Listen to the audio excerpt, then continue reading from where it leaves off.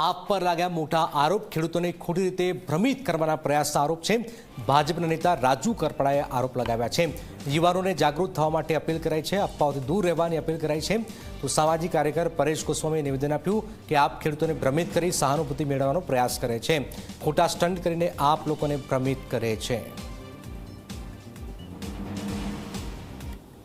ગુજરાતમાં સૌરાષ્ટ્રની અને સુરતની જનતાને નમ્ર વિનંતી કરીશ।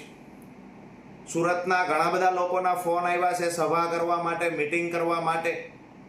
સુરતના લોકોને વિનંતી કરીશ અને સૌરાષ્ટ્રના મતદારોને વિનંતી કરું છું કે કોઈની વાતમાં આવી ન જશો। ક્યાંય ખોટી નવટંકી થાય છે તો એ નવટંકીમાં ક્યાંય આપણે ભોગ ન બની જઈએ એનું ધ્યાન રાખજો। હું ખૂબ નજીકથી આમ આદમી પાર્ટીને ઓળખું છું। કોંગ્રેસની વાત કરીએ તો પણ કોંગ્રેસ તરફ પણ આપણો મત ન બગડે એનું ધ્યાન રાખજો। કોંગ્રેસ દૂર દૂર સુધી દેખાતી નથી। આમ આદમી પાર્ટીનું શાસન પણ જ્યાં હતું ત્યાં દિલ્હીમાંથી ફેંકાઈ ગયા છે।